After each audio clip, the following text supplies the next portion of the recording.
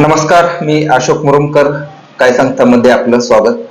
करमाळा नगरपालिकेचा निवडणुकीचा निकाल झाला आणि आपण चित्र या ठिकाणी पाहिलंच की कसं चित्र झालं. करमाळा शहरामध्ये सावंत गटानं ऐतिहासिक विजय मिळवलेला आहे. नगराध्यक्ष पदाची माळ मोहिनी सावंत यांच्या गळ्यात पडलेली आहे. त्यांचे 7 नगरसेवक देखील विजयी झालेले आहेत. आणि हा जो विजय झालेला आहे त्याला वेगवेगळी कारणं आहेत. त्यापैकी जी महत्वाची जी कारणं आहेत ती 5 कारणं मानले जावे लागणार आहेत, कारण यामध्ये अनेक कारणं आहेत या निवडणुकीत त्यांनी विजय होण्याची. त्यात जी ही निवडणूक जी आहे ती करमाळकरांच्या दृष्टीने अतिशय महत्वाची निवडणूक होती. गेल्या 8 ते 9 वर्षापासून ही निवडणूक लांबलेली होती. प्रशासक होतं, मधल्या काळामध्ये अनेक आरोप प्रत्यारोप झाले. मात्र या निवडणुकीमध्ये कोण बाजी मारणार याकडे मात्र सर्वांचं लक्ष लागलेलं होतं, कारण या निवडणुकीमध्ये भाजप पूर्ण ताकदीनं उतरलेलं होतं. याबरोबर गेल्या अनेक दिवसांपासून करमाळा नगरपालिकेवरती ज्यांची सत्ता होती ती म्हणजे जगताप गट, हे देखील पूर्ण ताकदीनं या निवडणुकीत उतरलेलं होतं. त्यांनी ही निवडणूक प्रतिष्ठेची केली होती. माजी आमदार जयवंतरावजी जगताप यांच्या पत्नी नंदिनी देवी जगताप या निवडणूक रिंगणात उतरलेल्या होत्या. शेवटी त्यांची जी सभा झाली ती अतिशय भावनिक असं आवाहन त्यांनी केलेलं होतं. वहिनी साहेब या निवडणुकीत प्रचारासाठी आलेल्या होत्या. सुभाष चौकातल्या सभेत आपण ते चित्र पाहिलं. पालकमंत्र्यांनी देखील या ठिकाणी सभा घेतलेली होती. त्यांनी सावंत यांच्यावरती अगदी जहरी शब्दात टीका केलेली होती. जगताप यांनी देखील त्यांच्यावरती जहरी शब्दात टीका केलेली होती. मात्र तरी देखील या निवडणुकीत सावंत विजयी झाले. या विजयाची वेगवेगळी कारणं आहेत आणि या निवडणुकीत जी महत्वाची जी कारणं आहेत ती महत्वाची कारणं कुठली आहेत, महत्वाची जी 5 कारणं आहेत या ठिकाणी मी सांगतोय. कारण याला वेगवेगळी अशी कारणं आहेत, मात्र म्हणजे महत्वाची कारणं समजली जातात. याबाबत जी चर्चा आहे ती तुम्हाला सांगतो. करमाळा शहरात गेल्या अनेक दिवसापासून विकास झालेला नाही. या विकासाच्या मुद्द्यावरून अनेक चर्चा केली जाते. मात्र त्या विकासाला कोण पात्र आहे, तर इथे एक चांगला सक्षम पर्याय लोकांना हवा होता. पर्याय कशासाठी हवा होता, तर जे येथील सत्ताधारी आहेत प्रस्थापित, या प्रस्थापितांना एक पर्याय म्हणून सावंत यांच्याकडे पाहिलं गेलं आणि जनसामान्यांनी ही निवडणूक हाती घेतली असल्याचं चित्र सुरुवातीपासून दिसत होतं. कारण जी सावंत यांनी जी या निवडणुकीत स्वतंत्रपणे लढण्याची घोषणा केली ती कधी केली, तुम्ही थोडं पाठीमागे जाऊन बघा. ज्या दिवशी या निवडणुकीची आचारसंहिता सुरू झाली त्याच दिवशी मोहिनी सावंत यांच्या नावावरती शिक्का पडला आणि सावंत गटाने सुरुवातीपासून मोहिनी सावंत ह्या नगराध्यक्ष पदाच्या उमेदवार असतील असं त्यांनी ठामपणे सांगितलं आणि पूर्ण गट हा शहरात कामाला लागला. यानंतरची जी दुसरी गोष्ट झाली ती म्हणजे जगताप यांच्या बाबतीत काय झालं, तर जगताप यांच्याकडून जे पहिलं उमेदवार होतं संगीता त्रिनिक्षेट खाटेर यांचं नाव चर्चेत होतं. मात्र पुन्हा नंदिनी देवी जगताप यांचं नाव पुढे आलं आणि त्यांचं नाव ते कायम राहिलं. जगताप यांनी देखील खूप मोठ्या प्रमाणात इथे संपर्क केला, मात्र त्यांना यशापर्यंत जाता आलं नाही. आणि भाजपचा जो उमेदवार होता कन्हैयालाल देवी यांच्या पत्नी सुनीता देवी या भाजपच्या उमेदवार होत्या. मात्र यांच्या उमेदवारीवरूनच सुरुवातीपासून अनेक चर्चा होत्या. कारण इथे जयश्री विलासराव घुमरे यांच्या पत्नींना उमेदवारी मिळेल अशी शक्यता होती. त्यानंतर डॉक्टर अविनाश घोलप यांच्या पत्नी डॉक्टर वैशाली घोलप यांच्या देखील नावाची चर्चा होती की ऐनवेळी दुसरा कोण उमेदवार दिला जाईल. याबाबत वेगवेगळे तर्कवितर्क लावले जात होते. कारण भाजपमध्ये मुळात सुरुवातीपासून एकमत होत नव्हतं असं चर्चा करमाळा शहरात दिसली आणि शेवटी देवी यांचं नाव देखील अगदी शेवटच्या क्षणी जाहीर झालेलं होतं. ते म्हणजे अर्ज दाखल करण्याच्या प्रक्रिया म्हणजे शेवटच्या वेळात मतदानाचे अर्ज ज्या ठिकाणी स्वीकारले जात होते उमेदवारी अर्ज, तिथे ह्यांना एबी फॉर्म देण्यात आले. म्हणजे ही जी भाजपची विसंगती दिसली तशी सावंत गटाने सुरुवातीपासून नाव एकच फायनल ठेवलं, अपक्ष म्हणून. म्हणजे त्यांचे जे निवडणुकीचं चिन्ह मिळालं ते अगदी चिन्ह वाटप झालं. त्यांना प्रचाराला तसं जर पाहायला गेलं तर खूप कमी कालावधी मिळालेला होता. मात्र त्यांनी मोहिनी सावंत आणि करमाळा शहर विकास आघाडी यावरती त्यांनी प्रचार सुरू केला. त्यांनी त्यांचा मुद्दा डायव्हर्ट होऊ दिला नाही. त्यात ते यशस्वी झाले असं म्हणावं लागेल. आणि दुसरे यामध्ये आणखी जी एक गोष्ट आहे, वातावरण निर्मिती. म्हणजे सावंत आणि जगताप हे या निवडणुकीत एकत्र येतील अशी सुरुवातीपासून चर्चा होती. मात्र सावंत हे डगमगले नाहीत. त्यांनी जे ठाम निश्चय केला की नाही, आपल्याला ही निवडणूक लढायची आणि जिंकायची, त्या ताकदीनं ते या निवडणुकीत उतरले. मात्र तरी देखील जी वेगवेगळ्या चर्चा होत्या त्याला एका ठिकाणी त्याला वेगळं वळण प्राप्त झालं. ती म्हणजे परदेशी यांचा प्रवेश.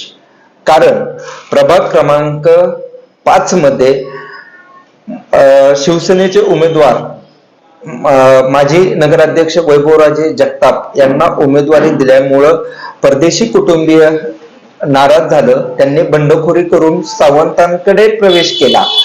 मात्र हाच प्रवेश खरा सावंत यांच्या प्रवेशाला महत्वाचं कारण समजलं जातो. कारण सावंत आणि जगताप एक होऊ शकतात अशी जी चर्चा होती, ती चर्चा तिथून पुढे बंद झाली. कारण परदेशी यांचा जो प्रवेश झाला तो त्याच अटीवरती झाला होता की आम्ही तुमच्याकडे येतोय, म्हणजे आम्ही सावंतांकडे जातोय, पण तुम्ही जगतापांबरोबर युती करायची नाही. तुम्ही जर युती केली तर आम्ही तोंडघशी पडू, तसं होऊ देऊ नका, अशी त्यांची अंतर्गत बोलणी झाली. आणि तिथेच सावंतांनी त्यांना सांगितलं की आम्ही काही झालं तरी आम्ही या निवडणुकीत उतरणार आहोत. आणि ठामपणे ते या निवडणुकीत उतरले. म्हणजे परदेशी यांचा जो प्रवेश झाला तिथून पुढे त्यांच्याकडे आणखी छोटे छोटे वर्ग जोडत गेले. म्हणजे ते शिवसेनेच्या प्रियंका गायकवाड असतील, कांबळे परिवार असेल, त्याच्यानंतर सुधाकर काका लावंड यांचे नंतर झालेले प्रवेश, असे छोटे छोटे वर्ग त्यांच्याकडे जोडत गेले. लावंड यांचा प्रवेश देखील खूप महत्वाचा प्रवेश मानला जात होता. कारण करमाळा शहरात या प्रवेशाची वातावरण निर्मिती झाली आणि त्याचा फायदा सावंत यांना झाला असं म्हणावं लागेल. आणखी यामध्ये दुसरा जो मुद्दा आहे तो म्हणजे सावंत यांचे जे नियोजन होतं ना, ते अतिशय सूक्ष्मपणे नियोजन होतं. अख्ख्या निवडणुकीत जर तुम्ही पाहिलेलं असेल, मी पाठीमागे एक याबाबतचा व्हिडिओ केला होता, तुम्ही पाहू शकता. सावंत यांची करमाळ्यात रॅली निघाली होती.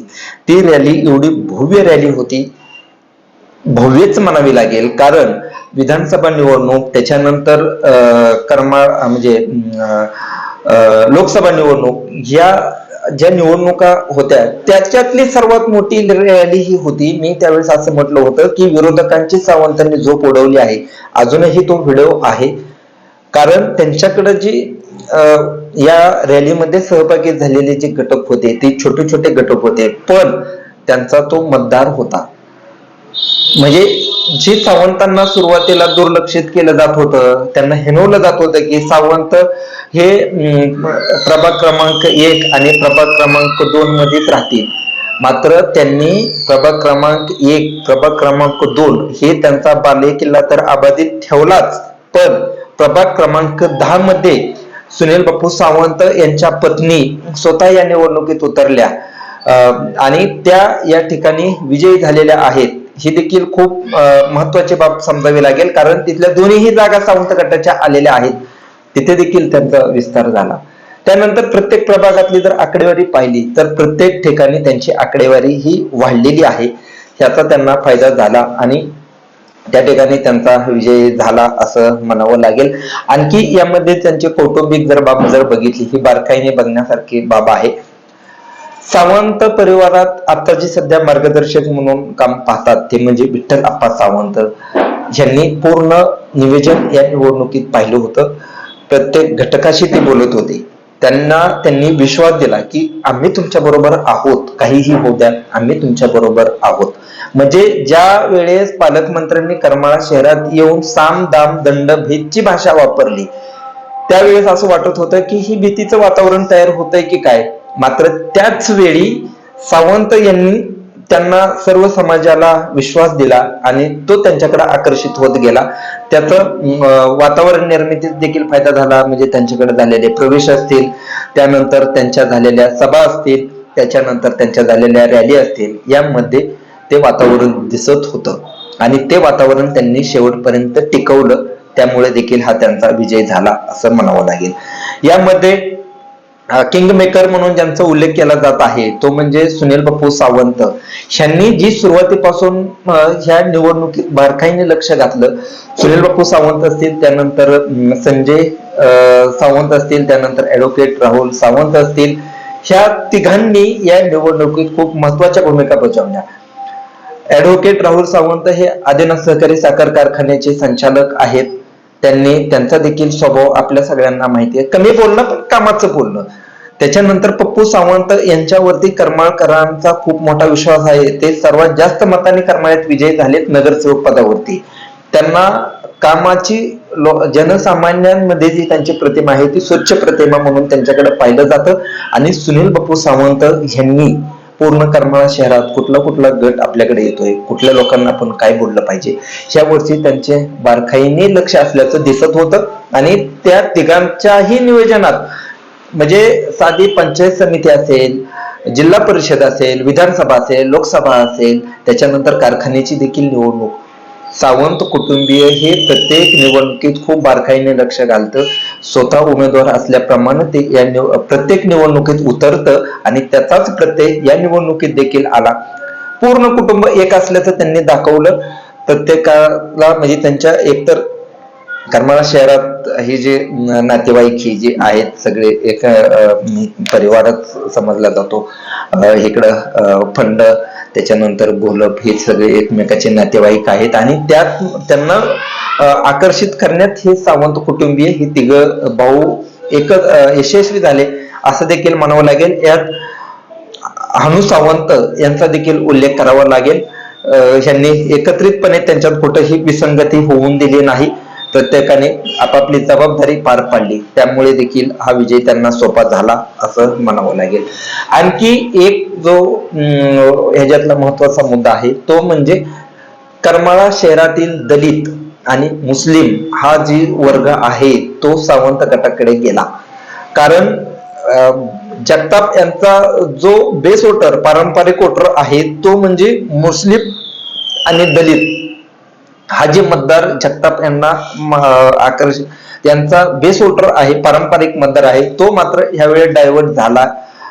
या सगळ्या आकडेवारीवरून जर आपण पाहिलं तर ते लक्षात येईल. तो मतदार हा सावंत यांच्याकडे वळाला असल्याचं दिसत आहे आणि त्याच्यामुळे देखील त्यांचा हा विजय सोपा झाला.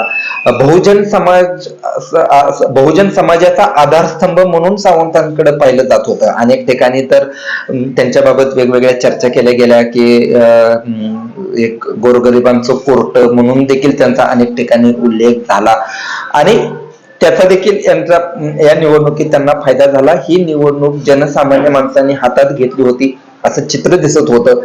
कारण सुरुवातीला जे असे बोललं जात होतं की हे वातावरण सावंत टिकवणार नाहीत, मात्र त्यांनी ते वातावरण टिकवलं. कारण ही जी त्यांचे सगळं कार्यकर्ते होते त्यांनी ही निवडणूक हातात घेतली, पूर्ण बारकाईने लक्ष घातलं आणि सुरुवातीपासून मध्यात आणि शेवटी देखील त्यांनी ते वातावरण टिकवलं. त्यामुळे देखील त्यांचा विजय सोपा झाला असं म्हणावं लागेल. आणखी बूथ यंत्रणा जी निवडणुकीत, प्रत्येक निवडणुकीत बूथ यंत्रणा आणि कॅम्पियन हे दोन महत्वाचे पार्ट असतात. यात बूथ यंत्रणा सावंत यांची अतिशय सक्षम होती. त्यानंतर कॅम्पियन म्हणजे त्यांचे प्रचार फेरी असेल, त्यानंतर जनसंपर्क, मोहिनी सावंत ह्या उमेदवार स्वतः पायाला भिंगरी लावल्यासारखं सर्वत्र फिरत होत्या. त्यांच्याबरोबर अनेक महिला होत्या. ह्या सर्वजण फिरत होती, लोकांना मतदान करण्याचं आवाहन करत होती आणि जो करमाळा शहराचा विकास होता किंवा इतर जी गोष्टी आहेत, सक्षम पर्याय ते हवा होता, त्याच त्या पात्र ठरल्या लोकांना आकर्षित करण्यात. विकासाचा मुद्दा त्यांनी मांडला की म्हणजे आपण जर पाहिलं मोहिनी सावंत यांची मुलाखत बी पागा काय सांगतावरती आहे आणि त्यानंतर विजयाचं प्रमाणपत्र घेतल्यानंतर त्यांनी हा संवाद साधला की मी जी पंचसूत्री सांगितली होती, करमाळा शहरात रस्ता, स्वच्छता, पाणी ही जी मूलभूत सुविधा आहे ती मी देणार आहे आणि लोकांनी त्यावरती देखील हा विश्वास ठेवला असं म्हणावं लागेल. आणि त्यांच्याबद्दल एक सहानुभूती एक तयार झालेली होती शेवटी, की म्हणजे इकडं मुख्यमंत्री, त्याच्यानंतर उपमुख्यमंत्री यांच्या सभा, म्हणजे यांनी संवाद साधले. म्हणजे सुभाष चौकातली जर सभा पाहिली, पालकमंत्री जयकुमार गोरे यांची भाजपसाठी ज्यावेळेस सभा झाली तेव्हा मुख्यमंत्री देवेंद्र फडणवीस यांनी देखील तिथे संवाद साधला होता. त्याचा व्हिडिओ दाखवण्यात आलेला होता. त्यानंतर जगताप गटासाठी ज्यावेळेस शिवसेनेची सभा झाली त्यात उपमुख्यमंत्री एकनाथ शिंदे यांनी देखील संवाद साधला होता. मात्र ते त्यांना फारसं टिकवता आलं नाही किंवा वातावरण तयार करता आलं नाही. सावंत यांच्यावरती जगताप आणि पालकमंत्री यांच्याकडून खूप झरी अशी टीका झाली होती. मात्र सावंत यांनी देखील सुभाष चौकात जी सभा झाली जशा तसं उत्तर दिलं.